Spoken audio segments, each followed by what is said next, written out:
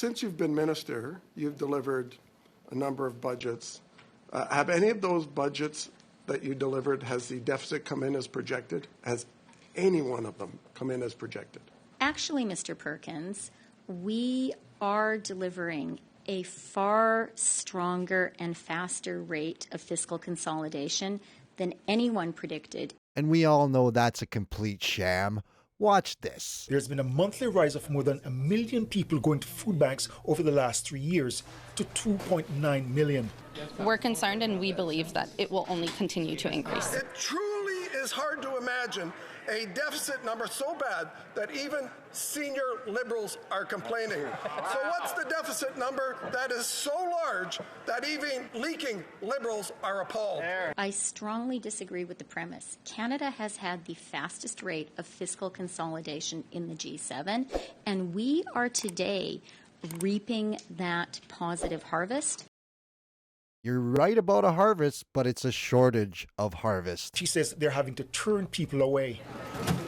Food banks across the province and the country are also reporting a huge jump in requests. I do want to be very clear and assure all MPs and all Canadians that Canada's public finances are sustainable.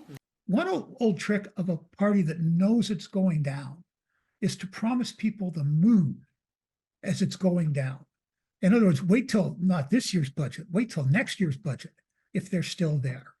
And the trick is they do that because when they're defeated, then they come back in question period and say, we were about to do this, we were about to do that. I completely agree with that, but I do disagree with the fact that they'll be in question period, because as far as I'm concerned, they don't even deserve to be in question period. And I'm very pleased that Canada is on track for a soft landing. Bullshit. Anyway, the common sense thing here would be this. And if the CFO for my company missed its financial projections every single year, they wouldn't be the CFO for very long, neither would the public markets. So why should you remain as CFO of Canada since you can't seem to hit a single target you set?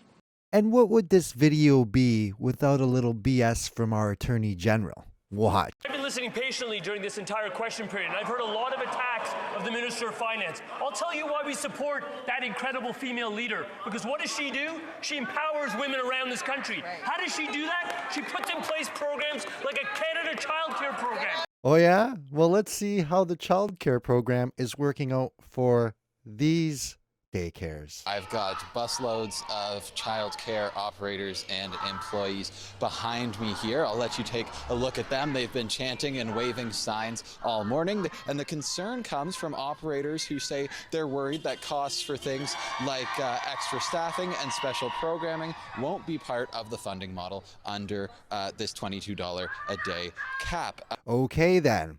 But I think the real question that all of us Canadians really want to ask is this. Has the Prime Minister indicated to you that you'll be shuffled out of your role if the deficit is over $40 billion? I think that's a question for the Prime Minister. Is that a yes? I was very clear.